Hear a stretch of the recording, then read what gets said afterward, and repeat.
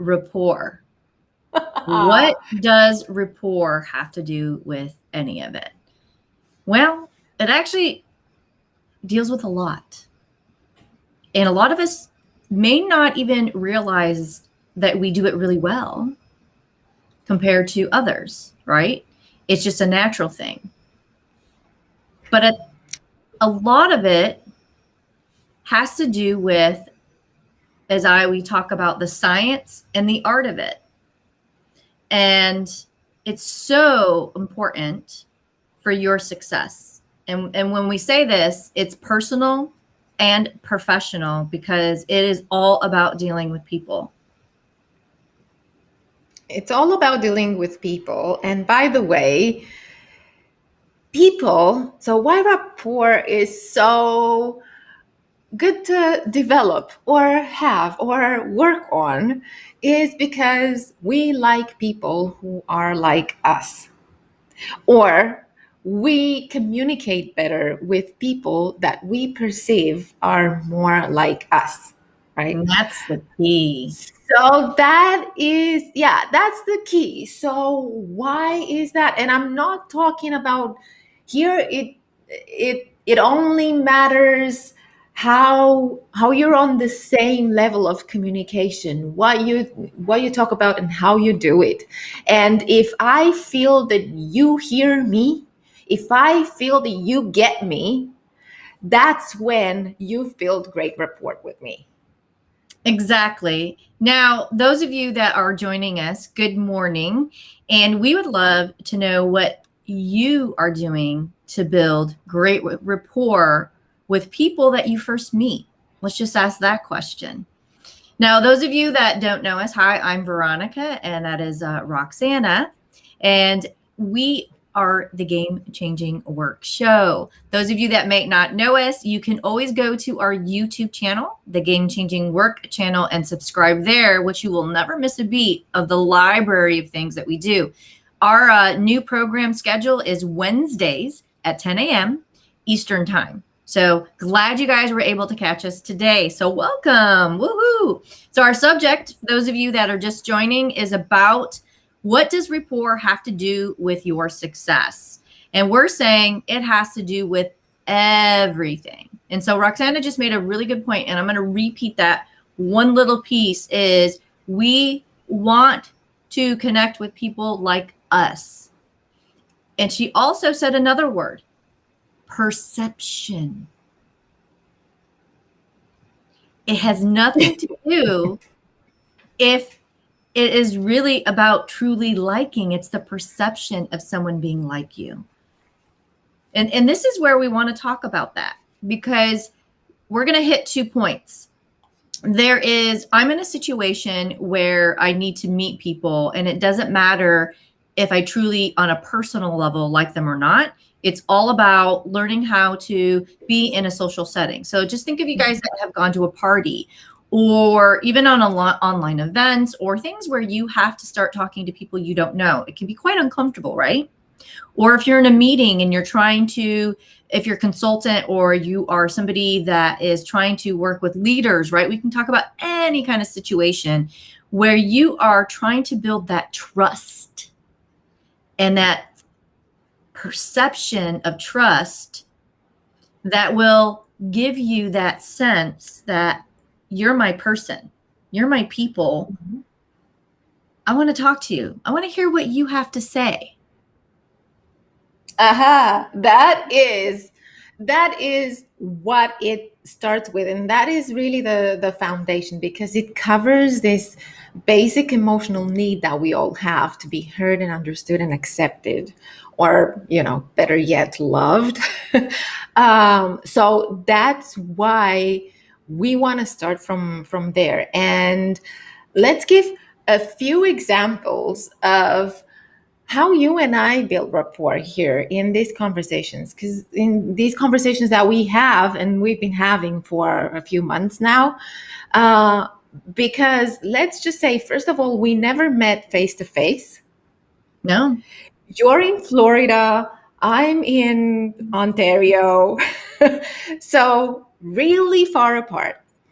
And we're only doing these work, game-changing work live shows. And yes, we do talk in between them, absolutely. But also, that is just virtual, and we've been managing to build this kind of rapport that helps you feel that I get you, and helps me feel that you get me, because that's what it is at the end of the day. And Oh, yeah. what we do, like even here, you repeat some of the words that I use. I repeat some of the words that you use. I catch a phrase that you say. You catch a phrase or an expression that I say. And what happens is we build on what we both say. And that is building rapport, building the verbal kind of rapport. And I know you're going to want to say something about this too. Well, before we jump into it, I want to acknowledge, hi, Melody. She is on your LinkedIn profile. So those of you that aren't aware, we stream the Game Changing Work Show on Roxana's profile, since she is the one that got approved for live. So feel free to always connect with me as well, and through all of this. But so that Melody is catching you on your live stream, which is awesome. And she talks about building rapport with compassion. And how you show that compassion is exactly what you said, Roxana, is one is listening, but it's not just listening, because listening can fall flat. It's more about letting the other person know that they've been heard. Because you could be the most compassionate person. And this is something that I've been through, where I care about people, but if I'm not showing that I'm listening to them and repeating what they say or acknowledging what they're saying, they might miss that I'm compassionate. Have you ever been in that situation, any of you? Yeah, like I'm sure you've heard this before. When you're in a dialogue with somebody and they say, "Oh, that's not what I meant. No, I didn't say that." Or, "No, you didn't get me." Or you did. So I've had these situations a lot of times where I actually left either really down, anxiety, or even downright crying, because the person misunderstood me, and it hurt me so bad inside that they saw me like that in a negative way, when all I was trying to do was positive intent. And so how many of you have ever been in that situation where, you might be a very compassionate and caring individual, and the fact of just hearing that about yourself is crushing. Yeah, absolutely. And I think, going back to Melody's point on how she builds rapport, and I love what you say, Melody, about I share with others that it's the awareness, emotional intelligence, and compassion that is needed to connect and help others. Because with that comes empathy. I think this is, I get fixated sometimes on this word, but I think it's so easy to misunderstand empathy, because sometimes it gets confused with sympathy, and it's just that ability that we have this ability, and it comes natural to most of us. Just think about when you get a piece of great news from a friend or a loved one, and they say, "Oh, I passed all the exams, I'm so happy." What do? You go, "Wow, I'm so excited for you, well done. So what's gonna happen next?" And you start having that conversation from a place of great rapport, because you have the voice, you have the energy, you have even the body language is going to fit what body language they come with, even if you don't see them, even on the phone. If you look at people who are on the phone talking about some piece of great news, they almost have the same kind of body language and expressions and enthusiasm in their voice. The same goes for bad news, right? It's the same thing. We go, oh, it's like I'm having such a bad week, and nothing works, and I'm so down. And you're not gonna go, that's okay, you'll be better tomorrow. You're not gonna go this, right? And while you're talking, I'm bringing up a visual. So Cool. And yes, I'm pointing this out because we're talking about rapport and visual cues. Yeah. I took my eyes off of Roxana. Now, if we're trying to build rapport and I'm pointing this out, I wouldn't have wanted to do that. That's actually probably a no-no.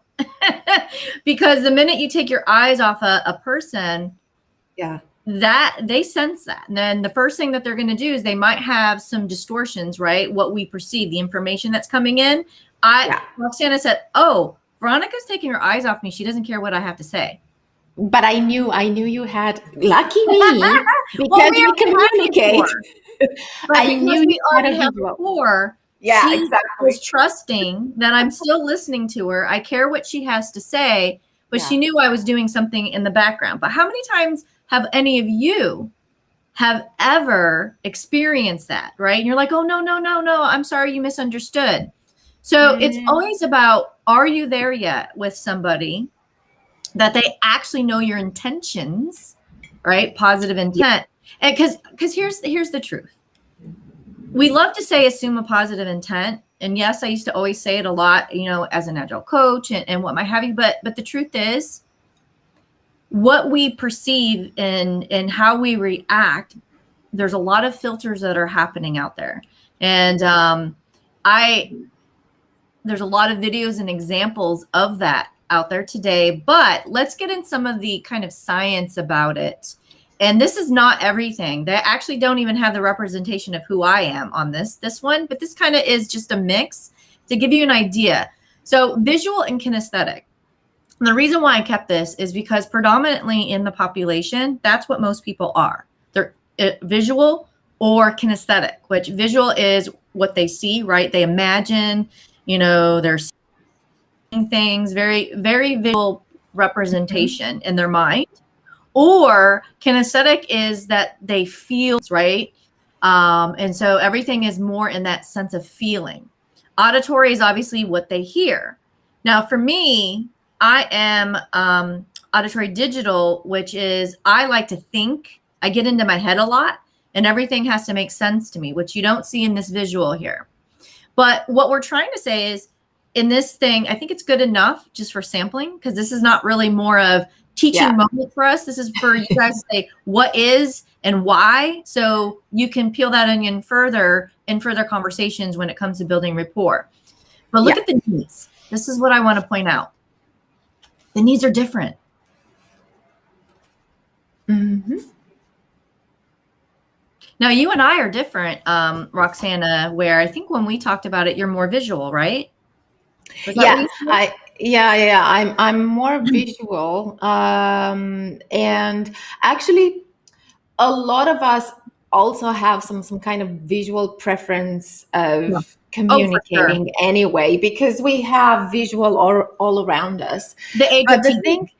Exactly, right? But I've seen, for me, because I do have the VAK test, so I do take it from time to time because I'm curious, because that actually also changes depending on what you need to do on a regular basis. So it can be something that a preference that you're born with, but also a preference that you create as a habit that you build depending on what your needs are.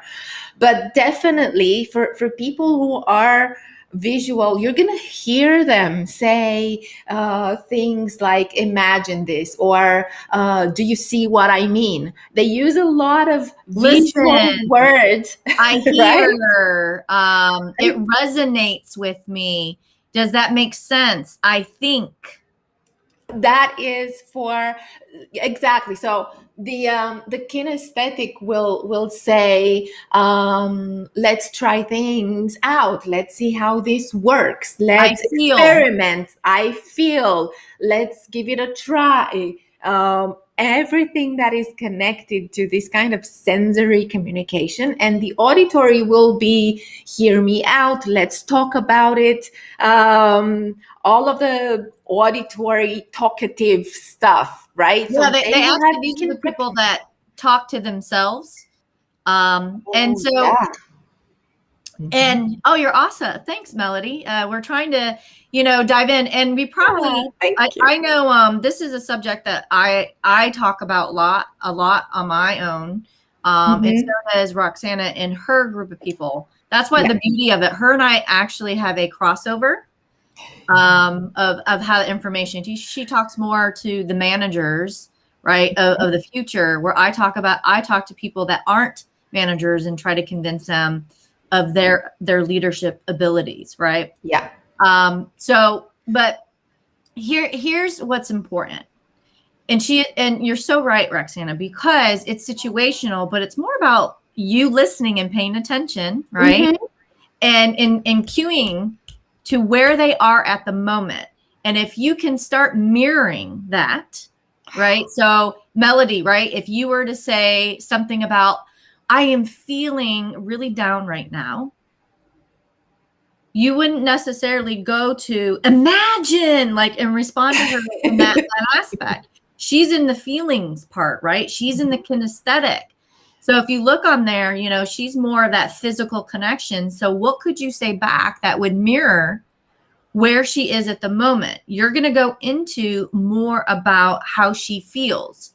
So if I was to even mirror and repeat, I would say, oh, Melody, you would talk like I'm at a tongue tied. For me, like if I use my auditory, right, of how I'm thinking and sensing, I could even say, I'm sensing that you're feeling, because I'm going into how she's feeling. She still gets that connection. Sometimes I'm going to just be honest, it's hard because as me, I might be thinking or sensing, but that doesn't mean that I have to not say those words. It's more about acknowledging the feeling that she's having and just putting that into the conversation.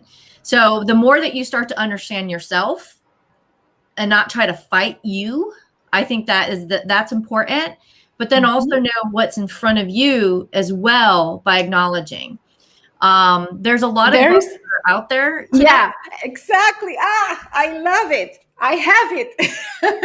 I want to show it. I want to show it to you because this is it's awesome. First of all, it's so funny.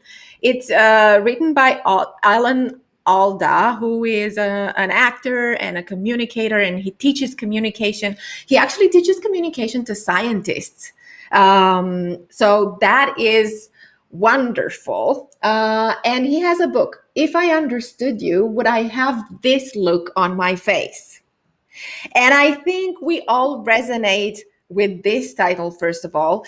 And he talks about matching and mirroring and the body language mirroring and also the verbal mirroring. So getting those cues from the conversation and actually you being focused as a listener on getting those cues so that you can repeat them back to the person saying them, that actually helps them understand that you understand what they said. And Roxana, I am really understanding exactly what you mean about that, right? See? Now, you see what I just did? I just mirrored her actions. I leaned in. I actually took my finger, and started moving that way. Well, and it's a great exercise to pay attention to what people are doing and mirroring their physiology. What we don't have up here, I think there was another visual that I had. Where this is some of the language and the vocal speeds. There's also physiology. It's a lot of fun to do these exercises. And this is what I love about acting, miming, right? Exercises, just doing a lot of things that actors learn about stage and stuff, where I'm becoming quite fascinated by it because they learn how to do that. So there's an exercise in this book that I love and that I also love doing with my one-on-one coaching clients when we talk about mirroring and about them being present in the conversation with people. And it goes like this.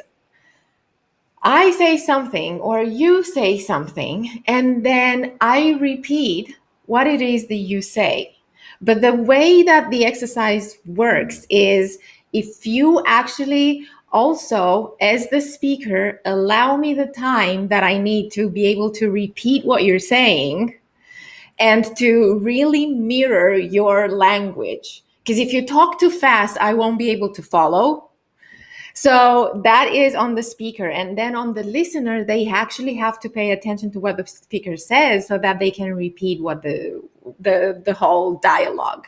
So Yeah. if you want, we can try it and see how that works. And if you look on a natural basis, right, you see the vocal speeds. Kinesthetic speaks really slow. So for me, I'm auditory digital. I'm obviously don't come from a physiology of how I speak because I speak really fast, where I'm more of probably more in that visual aspect of the medium to fast type of speech. But let's have some fun on that. Do you want to start it? Okay. So, Veronica, what I did this morning, and you can start talking. Oh, am I supposed to finish your sentence? No, you can start talking. Oh, you want me to just talk? Okay, so you talk and I'll do it. I'll show you how it works. Because I thought you were going to start saying, okay. I was like waiting. What did you do this morning? Okay. I was like, you were ready to build rapport. I love it. Okay. So go ahead. No, you talk. I repeat. Go on. Okay. So today I started making a list of things that I want to do. I started making a list of things that I want to do for the month of February. And one of the things was what kind of workout routine that can complement working from home now, because I've actually can work from what I want to do going forward. Because actually I'm thinking about what I want to do post-COVID. And it's affordable because a lot of the things that I like to do are kind of expensive. The classes a lot of the things that I want to do are quite expensive. See? I stopped. I couldn't follow you. You were too fast.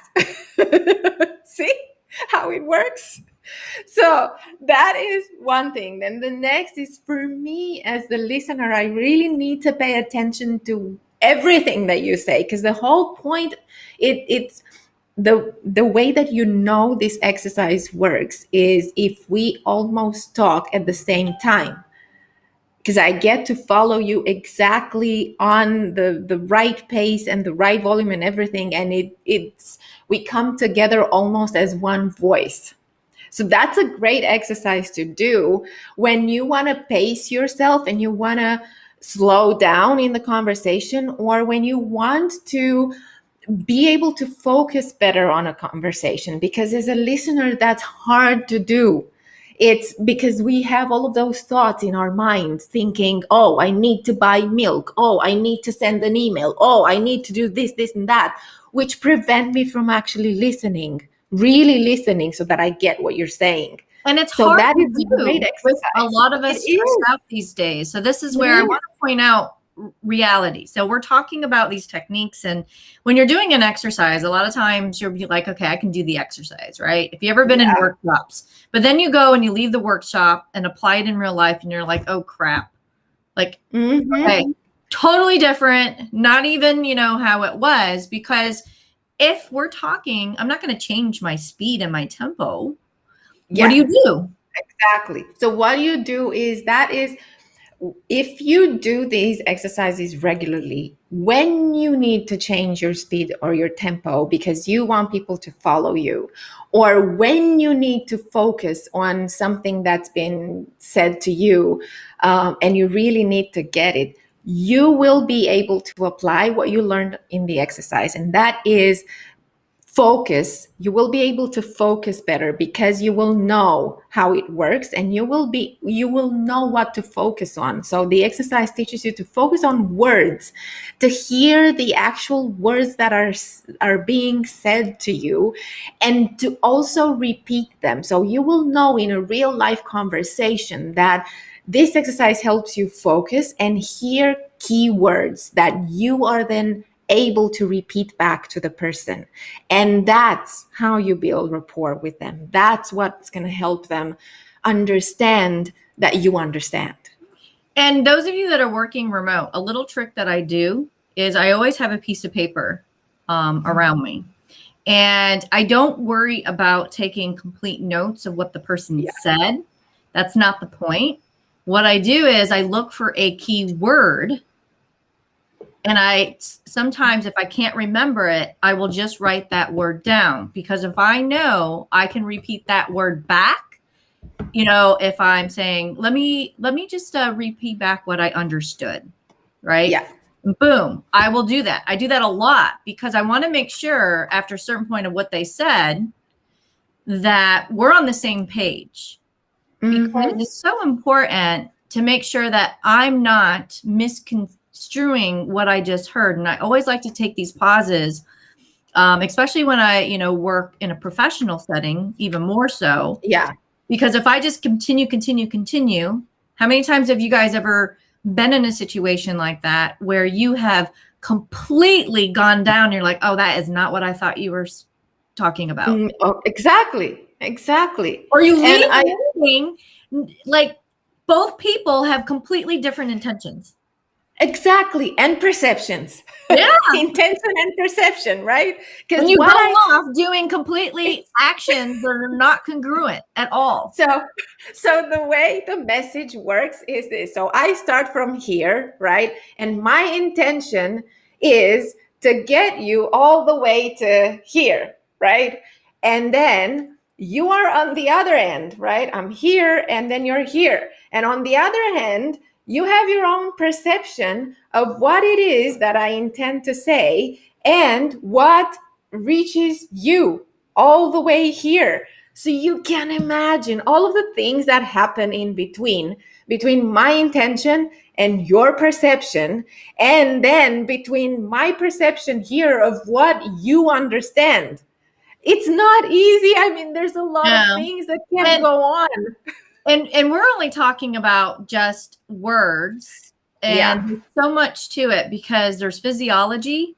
Physiology actually makes 55% of communication, by the way, folks.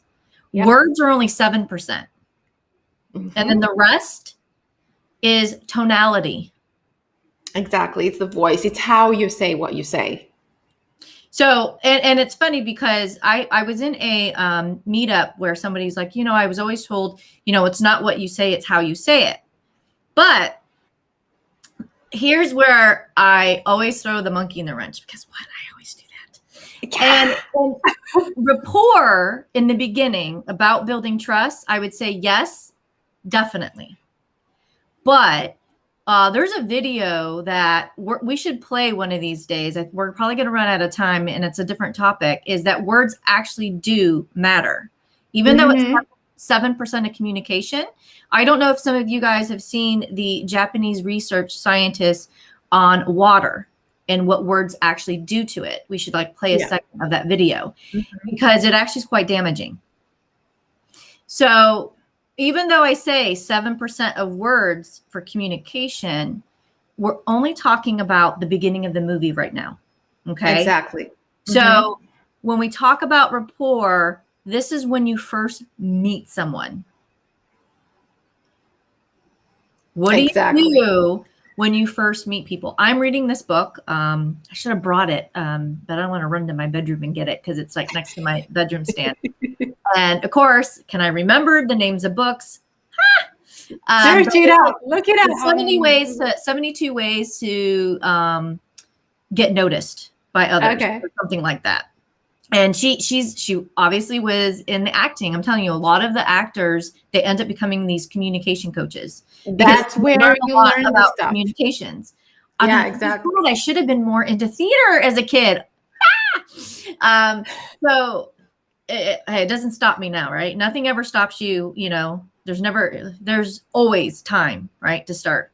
Yeah. And it's amazing how she talks about all these different situations of like when you go into a room. Here's one that I remember. It's the only one I can think of right now, where she talks about when you walk in a room and you lock eyes on someone, you don't necessarily start with a big smile. She said, no, start with kind of like a half smile. And then when we see each other, then you kind of say, hi, Roxanne, you know, or hi. And she was like, no, you don't want it to be full on grin in the beginning. And she explains why, because then that's where a lot of people aren't sure. One is who you're smiling at, or two, is it sincere? But if you can step into it and only kind of give a little, you know, like half or way, but until they actually connect with you, then you can go full on grin.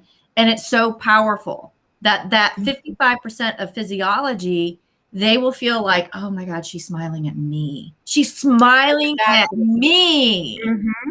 Exactly. And that's it, because you want them not to just acknowledge, but to also respond. And you want to make sure that they do want to communicate. Because the thing is, when we don't look, we don't communicate. When I don't look at you, like think about when in the good old days when we could go on a bus or a subway, right? We don't look at people when we don't want to communicate with them. If I have a question, I'm going to look at you first, and then I'm going to start talking, right? It's the same thing. I want you to acknowledge me. And in some cultures, it's actually rude to kind of stare someone down. Yeah, so we're going to talk about the cultures that actually it's not. Okay. So we're just going to, we can't solve all. So eye contact is huge. And another thing she actually talks in this book is when you are in an important conversation, and say, for example, that you're interviewing and you want to build like the confidence in you, like for them to feel confident about you. Let me say that better. She says, do not break your focus. Mm-hmm. And what she meant, don't scratch your nose. Oh, don't kind of things, because the person, and I'm itchy all the time. I have allergies and my eyes itches. I'm like, when I was reading that piece of the book, I'm like, oh my God. And she's like, no matter how bad it itches or you need to do something, she's like, don't break your stance, because the minute you start fidgeting, you will appear not confident. Exactly. And they will lose confidence in what you're saying. And salespeople know this. Yeah, exactly. They do. And I think, I mean, and if it really, really bothers you that much, you can find a strategy to embed it somehow. Think about yourself as an actor. You were on a stage. You're Hamlet, for God's sake. You're not going to scratch your nose in the middle of the Hamlet monologue, are you? So your acting is so great. You know what? Okay. All teachers and education people, you're going to love what I have to say now. Melody is probably going to love the importance of bringing art back into the education system. Yes. And I always say, like, home ec, you know, all types of arts and good quality things that you can actually use for your entire life, and how that transcends. So just imagine if everyone took just like basic one-on-one acting, right? Where you learn how to do these things that we're talking about, mirroring, how to get into that sense of building rapport, and all these really cool things around acting that you now can go into life and utilize because you learned that great skill set. Exactly. You're missing all of these great things. She said yes. So that's good. Yeah. Oh, I'm telling you right now. There's a lot of things. Okay, I'm going to go on my soapbox, totally derail for one hot minute. I'm talking about a lot of life skills. Yeah. So we always want to talk about college bound and how that's important, but I think we're starting to learn, especially in 2020, life skills are extremely important. So I love, Melody, what you said about emotional intelligence. That's a life skill. Oh, yeah. Regulating emotions. What to do when you have a bully picking on you, right? and how to best react to it. Woo! Talk about that. That's a life skill. Talk about that. A lot of assertive communication right there, right? Like home ec, right? So all of these things, when we talk about what does rapport have to do with your success, and kind of circling back, everything. Because unless you don't deal with people and you are a hermit, you have no choice. You have to learn how to be able to effectively communicate with people. And here's something, what's in it for me? Why do I really care? Because, you'll talk to some people and go, well, I don't care what other people think. They can just, they need to accept me for whoever I am. Okay, great. And how about when you are trying to create a win-win situation? Say, for example, you're trying to negotiate in your behalf. Say you're trying to buy a car. Say you are trying to convince someone that you don't know very well to trust you, right? Rapport is going to change that dynamic. Oh, it's going to change every dynamic. And it's not just, hey, we're not talking about you being someone else and you not being you. It's just what we're saying is use that. Express what's in here and what's in here the right way, so that the person in front of you gets you, so that you actually build trust, so that you build better relationships with people around you. And yes, that is going to be even harder to do in a virtual environment than in a face-to-face environment, because we lost that. For one thing, we don't make direct eye contact in a virtual environment. I'm looking at the screen. I'm not looking you in the eye. I'm looking now in the camera and you think I'm looking you in the eye, but I'm not actually seeing your eyes right now. So that's a whole new level of weird. I have to go up here. Exactly. I'm looking at you right here. And you know what? I want to pause and reiterate another thing that you said, because I don't want it to be missed. Be authentic. Exactly. So one of the things that I find, especially in corporate settings, somewhere down the road, and maybe we even learned it in school, where we have to act a certain way. What we're trying to say is that has nothing to do with it. I want everyone to feel they can be who they are in a most authentic way, because your uniqueness is what is your superpower. Please don't forget that. It's the more that you practice these skill sets, you will learn how to do it in the best way that is you. Because one of the greatest compliments that anyone can ever give you is how authentic you are about what you do. Yeah. And exactly. You can only get that if you can marry the worlds between a skill set and you. Mm-hmm. When people are learning how to do a skill set and they cancel who they are, how many of you have ever been in a situation where the person feels fake? No, never. So many times, right? Build rapport, right? They're really good at communicating, right? They're really good. Like you'll even see people that are communication majors or people that are out there doing the news, right? That's a good example, right? You go out and you watch all these things, but there's something about them that feels phony. Like they're very good at articulating, right? And you're like, oh, I wish I could speak like him or her, but I don't have this connection with them. And the reason why is they learned the skill set to do it phenomenally, but they lost themselves in the process. And one thing that I want to say on this, so there's I really meant that in a confident way, but my eye itched. So what I want to add to what you just said is people will believe your body language over what you're saying to them. Because again, the the body language is 55%. So if you're, and people, come on, people are not stupid. We have to remember that. You can't fool them.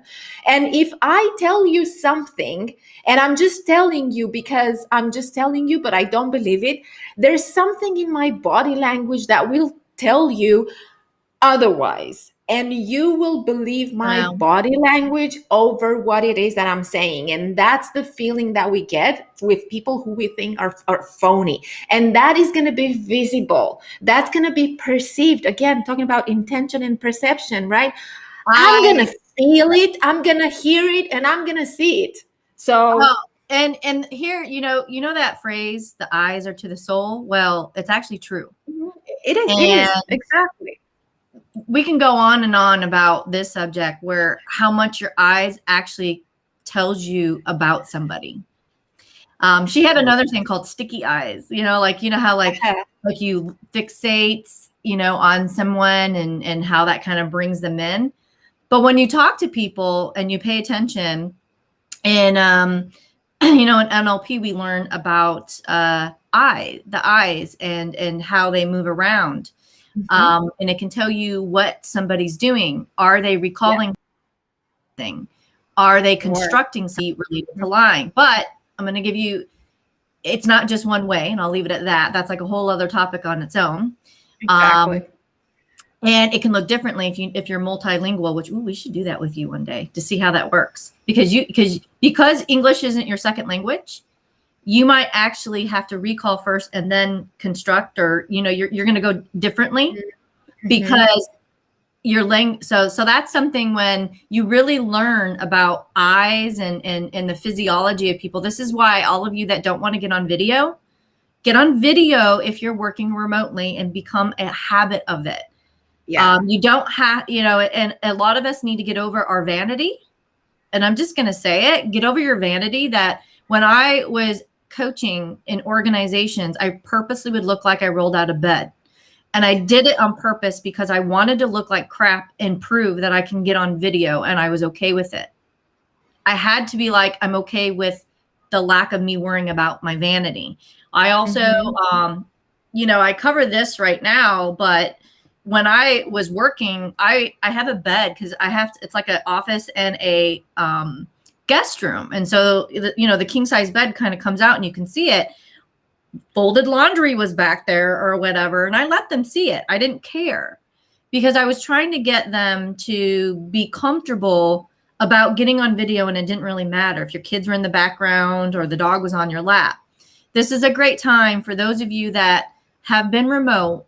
And I'm pointing this out because we just said 55% is physiology, and we're talking about building rapport.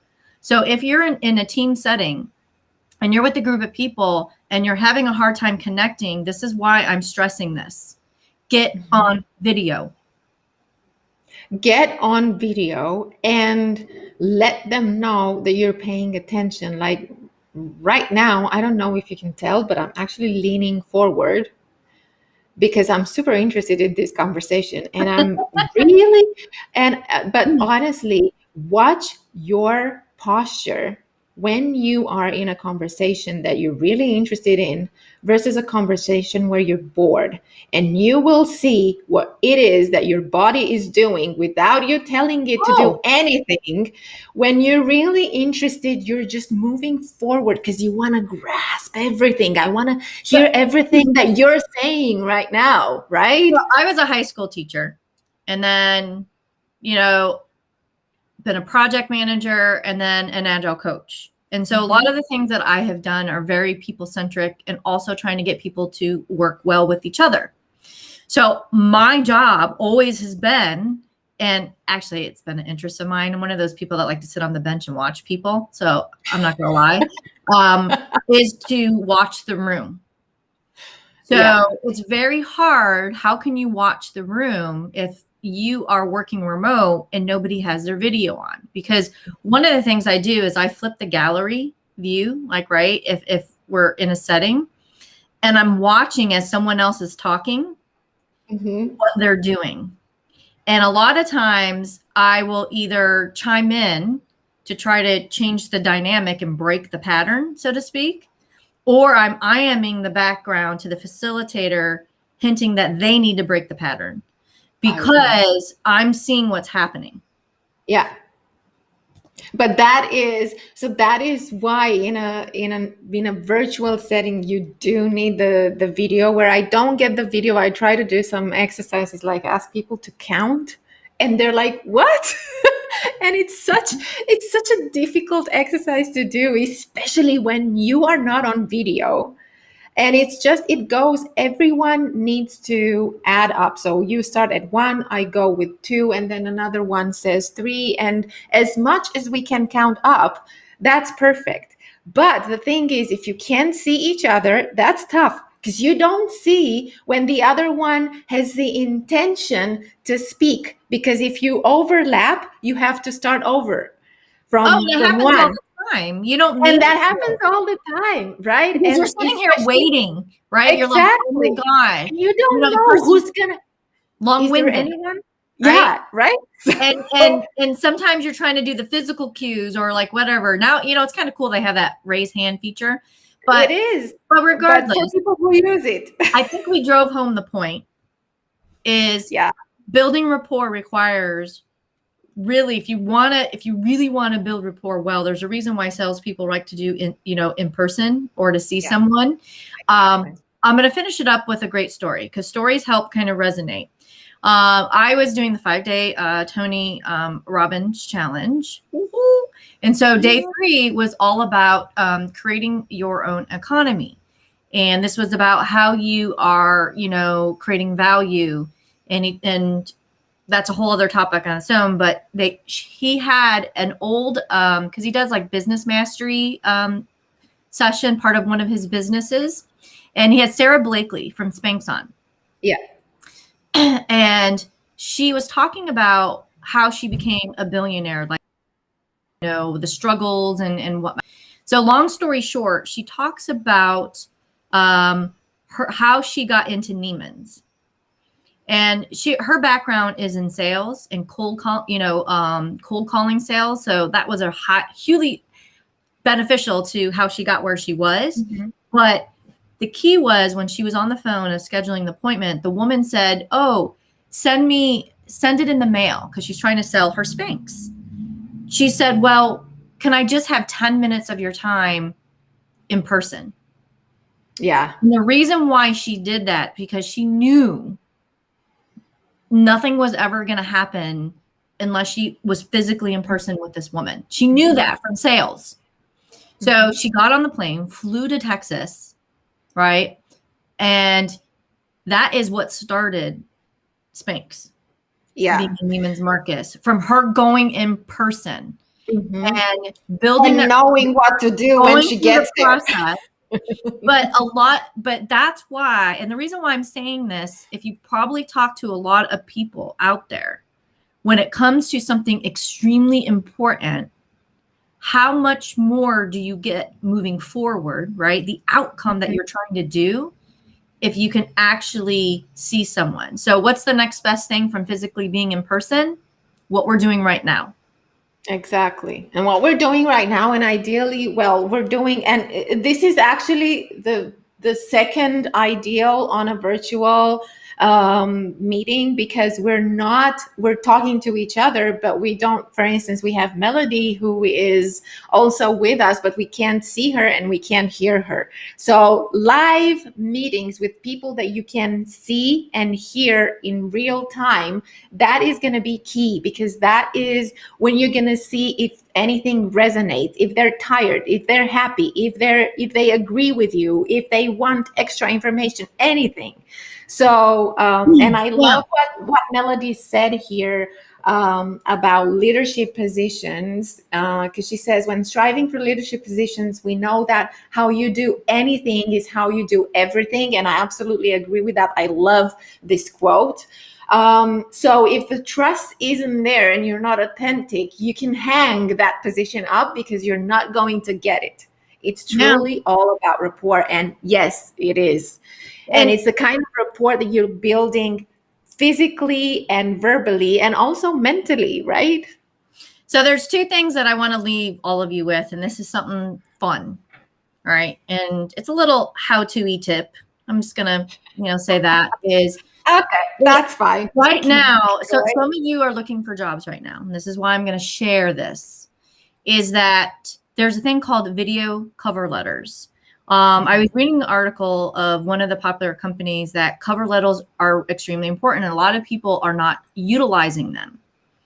But what if, now remember, physiology and tonality are top versus the words you write. So what if you actually started doing video cover letters? You're already building rapport. That's one. Yeah. Two is most companies are on Teams or some kind of thing where nowadays they have a new technology where you can leave voice messages. Just like in LinkedIn, how you can actually leave a voice message versus writing.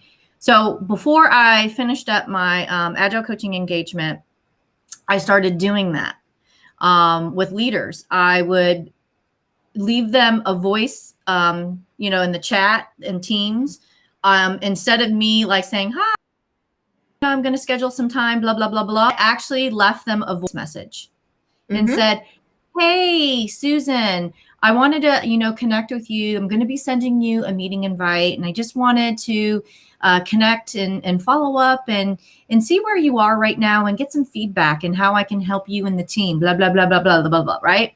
And so she can hear my tonality and feel a little bit more connected versus me IMing her or just sending a meeting invite, a purpose, or an email, right? I chose to do something was more audio so she can hear my tone. And I made sure my tone was positive and bringing positive energy. So she was going to look forward to hearing me. And I used key words in truth. So, exactly. That's usually the example that I use here of how you say what you say is important, and not that words are not important, but people might be missing what you just said if you don't say it right. And the example is fire. There's a fire in the building. If I say, oh, people, there's a fire in the building, we need to get out. Okay. I mean, if you say it like that, nobody's going to get out. So I was in my 20s, and I will never forget, because I actually tell this story a lot. That I was a consultant, and we were implementing software, and this was in the travel industry.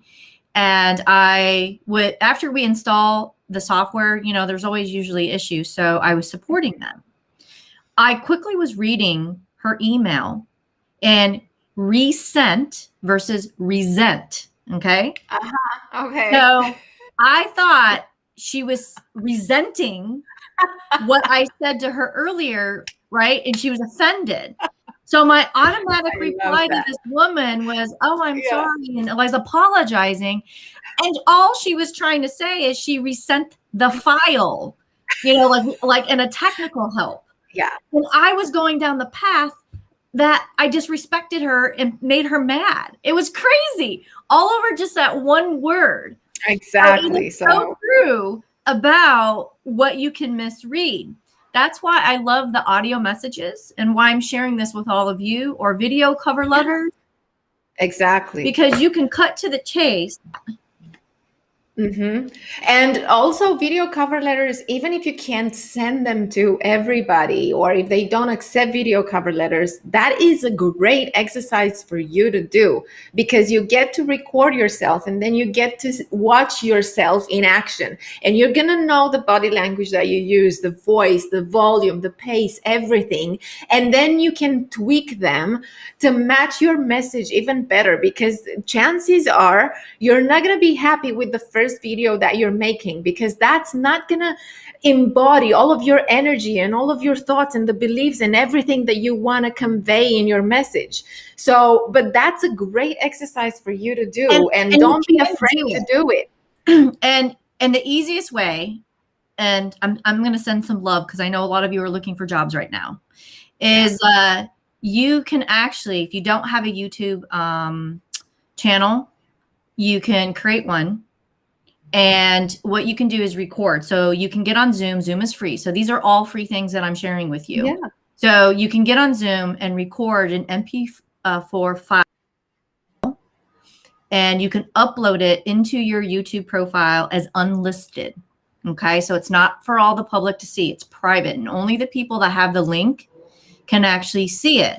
So what you do in your video cover letter, you can actually put the link in there, right? So if they're only allowing text, and because some applications will allow you to video profile like an MP4 file, but if not, you can do old school video cover letter and say, and here is the link to watch, right? You can kind of do the introduction. So there's a lot of ways and creative ways that you can get fancy here. I take it to make it my business to stand out. I'm all about personal brand. And this is a great way to create your personal brand, because imagine how much you stand out by doing these video cover letters. They really get to know who you are. You basically cut the first couple levels of interviews. Exactly. And that, talking about emotional intelligence, that will tell you what you want to say, and you will look at yourself differently. You will perceive yourself differently, and it gives you more confidence. Even though you're not going to like watching yourself, chances are you're not going to like it. But you're going to be next week's topic. Exactly. So that is a great segue to what we're going to talk about next week, which is top 5 skill sets companies look for. And here's the thing. The skill sets that we're going to be talking about next week, what I talked about in the video cover letter, people with these skill sets are going to do things like that. And I'll leave it. That's my seed, because they're looking for these people that are self-starters and are confident. So if you want to start doing these video cover letters and you are not feeling confident and unsure yourself, get a hold of me. And I do complimentary strategy coaching sessions, and you can probably pop that up right now. And this is my give back to the world. It's complimentary for 45 minutes. We can talk about you being able to start doing things like that. I mean, me being a mindset and success coach, I really want to help people be a lot more confident, to help them with their personal branding if they are wanting to step out and do things that are not necessarily their norm today. So I just talked about video cover letters as an example. So get a hold of me, schedule some time, and I'm more than happy to help you with this complimentary session, no strings attached. Okay. So I just want to put that out there. That's wonderful that you do that. And not just video cover letters. It was one of your great ideas that you can come up with, or it can be an elevator pitch, whatever it is. But I love that you are helping people build their own personal brand, because that has a lot to do with how they feel they are successful. Because sometimes it works this way, right? I mean, you can understand logically that you're successful, but you don't feel like you're successful because you don't feel like your own brand. So I love it that you do that for people. It's almost like and I'm going through my journey. All of you just, show for transparency. As I left Agile coaching, I love coaching. I love teaching, and I'm trying to figure out my world as I want to get into my next step and help people when it comes to mindset and success. And I think I'm getting closer and closer as I keep talking about these subjects in truth. But I love about personal branding and personal leadership.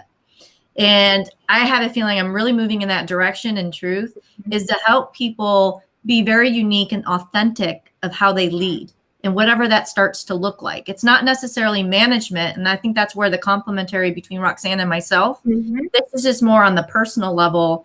You could be non-management or what might have you, that you just want that kind of life, right? You want to have that unique branding of you, and also feel like you are your own unique leader, whatever that means, life and career. So, and I know that her and I are more and more converging on our worlds. But I think that's kind of where I'm moving towards, Roxana, because I look how I get all giddy about that stuff, right? So, and the reason I'm sharing Rapport is also showing who you are and sharing things. because the more that you can be vulnerable and start sharing things, like I just said, I don't know exactly what my future holds, and I'm okay with that, and I'm figuring it out, and I know what I like to do. How many people, always are comfortable getting a little vulnerable with someone? And you don't have to sit there and air out everything, but sometimes just a little nugget just shows that you're human. I mean, and we're all human. That's why people are gonna resonate and connect to that, because it's us, it's who we are, right? And talking about complementing our programs and skills and everything that we're about, join the Lead for Legacy League.